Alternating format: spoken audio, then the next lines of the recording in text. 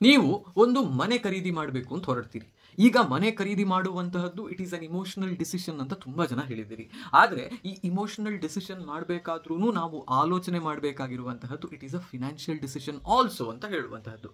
ನೀವು ಮನೆಯನ್ನ emotional attachment ಇಟ್ಟುಕೊಂಡು ಅದೊಂದು ಸೇಫ್ ಸ್ಪೇಸ್, ಸೆಕ್ಯೂರ್ ಸ್ಪೇಸ್ ಅಂತ ಹೇಳುವ ಕಾರಣಕ್ಕೆ ಖರೀದಿ ಮಾಡಿದರೂ ಕೂಡ there are financial implications to it. ಹಾಗಾಗಿ ಈ ಫಿನಾನ್ಷಿಯಲ್ ಇಂಪ್ಲಿಕೇಶನ್ಸ್ ಏನು ಅನ್ನೋದನ್ನ ಅರ್ಥ ಮಾಡಿಕೊಂಡು ಮನೆ ಖರೀದಿ ಮಾಡೋದ್ರಲ್ಲಿ ಬುದ್ಧಿವಂತಿಕೆ ಇರುತ್ತೆ.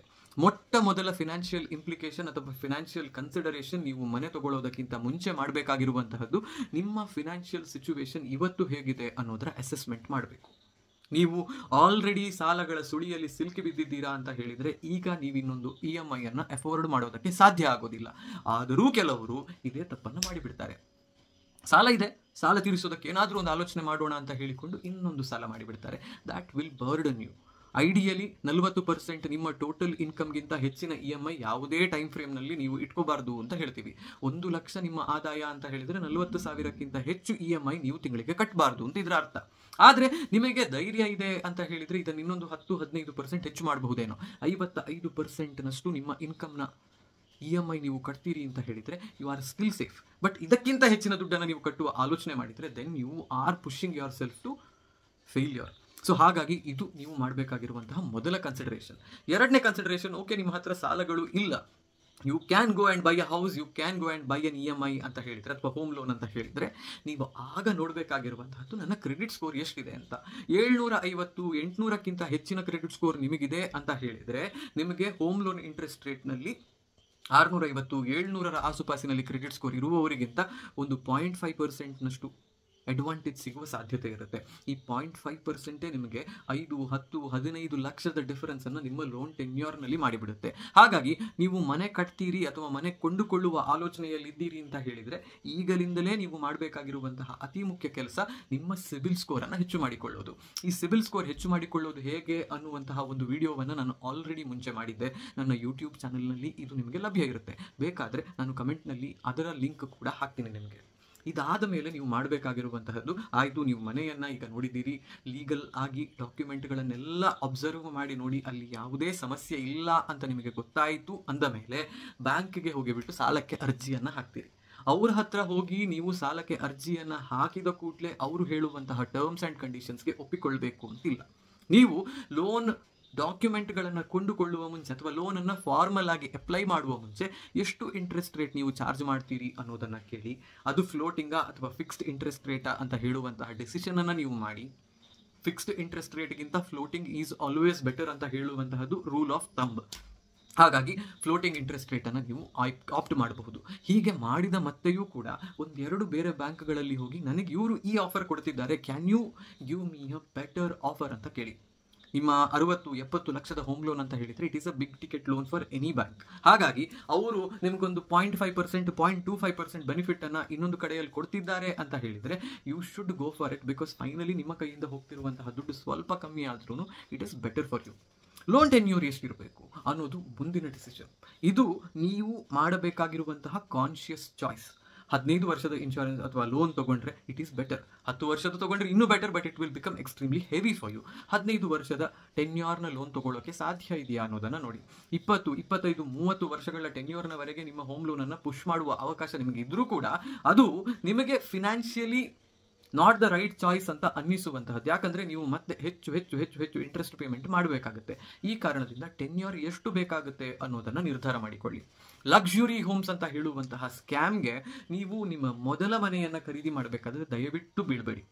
ಒಂದು ಬೇಸಿಕ್ ನೆಸೆಸಿಟಿಯನ್ನು ಫುಲ್ಫಿಲ್ ಮಾಡುವಂತಹ ಮನೆ ನಿಮಗೆ ಸಾಕು ಅಂತ ಹೇಳಿದರೆ ಅದನ್ನು ಆಪ್ಟ್ ಮಾಡೋದನ್ನು ಕಲೀರಿ. ಸುಮ್ಮನೆ ನೀವು ಹೈಯರ್ ದ್ಯಾನ್ ರಿಕ್ವೈರ್ಡ್ ಮನಿ ಸ್ಪೆಂಡ್ ಮಾಡೋದಕ್ಕೆ ಹೊರಟ್ರೆ ಅದಕ್ಕೆ ಕೊನೆ ಅಂತ ಹೇಳುವಂತಹದ್ದಿಲ್ಲ. 2 BHK ಮನೆ ಇರುವವನಿಗೆ 3 BHK ಬೇಕು ಅಂತ ಅನ್ಸುತ್ತೆ, 3 BHK ಇರುವವನಿಗೆ ವಿಲ್ಲಾ ಬೇಕು ಅಂತ ಅನ್ಸುತ್ತೆ, ವಿಲ್ಲಾ ಇರುವವನಿಗೆ ಇನ್ನೊಂದು ಪೆಂಟ್ ಹೌಸ್ ಇದ್ದಿದ್ರೆ ಆಗ್ತಿತ್ತು ಅಂತ ಅನ್ಸುತ್ತೆ. ಸೊ ಹೀಗಾಗಿ there is a never ending loop of choices, there is a never ending loop of things that we need. ಹಾಗಾಗಿ ಆ ವಿಷವರ್ತುಲಕ್ಕೆ ಬೀಳುವ ಬದಲು ನಿಮ್ಮ ಬೇಸಿಕ್ ನೆಸೆಸಿಟಿಯನ್ನು ಫುಲ್ಫಿಲ್ ಮಾಡುವಂತಹ ಮನೆಯ ಆಯ್ಕೆಯನ್ನು ಮಾಡಿ. ಬಿಕಾಸ್ ನಿಮ್ಗೆ ಆ ಮನೆ ಊಟವನ್ನು ಕೊಡೋದಿಲ್ಲ, ಅದು ನಿಮಗೆ ನೆನಪಿರಬೇಕು. ಇದು ಇನ್ನೊಂದು ಪಾಯಿಂಟ್ ಇರೋದು. ಮತ್ತು ಒಂದು ಅತಿ ಮುಖ್ಯವಾದ ಪಾಯಿಂಟ್ ಇರೋದು, ನಿಮ್ಮ ಹತ್ರ ಟರ್ಮ್ ಇನ್ಶೂರೆನ್ಸ್ ಒಂದು ಆಲ್ರೆಡಿ ಇದ್ದರೂ ಕೂಡ ಮನೆಯ ಈ ಲೋನನ್ನು ಕವರ್ ಮಾಡೋದಕ್ಕೆ ಇನ್ನೊಂದು ಇನ್ಶೂರೆನ್ಸ್ ಮಾಡಿಸೋದು ಒಳ್ಳೆಯದು ಅಂತ ಹೇಳೋದು. ಈಗ this could be A debatable topic. ಜನರಿಗೆ ಅನ್ನಿಸಬಹುದು ನನ್ನ ಹತ್ರ ಆಲ್ರೆಡಿ ಟರ್ಮ್ ಲೋನ್ ಇದೆ, why should I go in and opt for another term loan ಅಂತ. ಪಾಯಿಂಟ್ ಇರೋದು ತುಂಬ ಸಿಂಪಲ್. ನೀವು 1 ಕೋಟಿಯ ಟರ್ಮ್ ಲೋನ್ ಅಥವಾ ಟರ್ಮ್ ಇನ್ಶೂರೆನ್ಸ್ ಮಾಡಿದ್ದೀರಾ ಅಂತಂದರೆ ಆ 1 ಕೋಟಿಯ ಟರ್ಮ್ ಇನ್ಶೂರೆನ್ಸ್ ನಿಮ್ಮ ಫ್ಯಾಮಿಲಿಗೆ ಕವರ್ ಕೊಡೋದಕ್ಕೆ ಇರುವಂತಹದ್ದು. ಈಗ ನೀವು ಸಾಲವನ್ನು ಕೂಡ ಮಾಡಿದ್ದೀರಿ. ಈ ಸಾಲ 40-50 ಲಕ್ಷದಿದೆ ಅಂತ ಯೋಚನೆ ಮಾಡಿ. ಈ ಸಾಲಕ್ಕಾಗಿ ನೀವು ಬೇರೆ ಇನ್ನೊಂದು ಟರ್ಮ್ ಇನ್ಶೂರೆನ್ಸನ್ನು ಮಾಡಿಸದೆ ನನ್ನ ಹತ್ರ ಆಲ್ರೆಡಿ ಒಂದು ಟರ್ಮ್ ಇನ್ಶೂರೆನ್ಸ್ ಇದೆ, ಆ ಕಾರಣಕ್ಕಾಗಿ ಇನ್ನೊಂದನ್ನು ಮಾಡೋದಿಲ್ಲ ಅಂತ ಹೇಳಿದರೆ, ಆಗ in case of your ಅನ್ಟೈಮ್ಲಿ demise bank ಆ ಟರ್ಮ್ ಇನ್ಶೂರೆನ್ಸ್ನ ಬಳಕೆ ಮಾಡಿಕೊಂಡು ನಿಮ್ಮ ಲೋನ್ ತೀರಿಸುವ ಪ್ರಯತ್ನಕ್ಕೆ ಇಳಿಬಹುದು.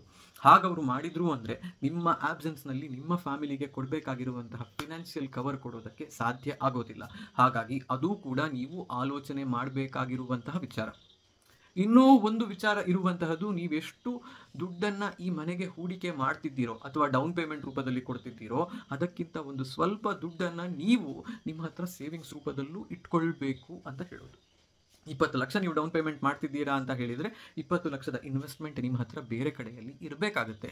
ಯಾಕಿದು ಬೇಕು ಅಂತ ಹೇಳಿದರೆ, ನಿಮ್ಮ ಕೈ ಸಂಪೂರ್ಣವಾಗಿ ಖಾಲಿಯಾಗಿ ಕೂತಿದ್ದೀರಾ ನೀವು ಅಂತ ಹೇಳಿದರೆ ಆಗ ನಿಮಗೇನೋ ಒಂದು ಅರ್ಜೆಂಟ್ ಎಕ್ಸ್ಪೆನ್ಸ್ ಬಂತು ಅಂದರೆ ಅದನ್ನು ಹ್ಯಾಂಡಲ್ ಮಾಡೋದು ನಿಮಗೆ ಸಾಧ್ಯ ಆಗೋದಿಲ್ಲ.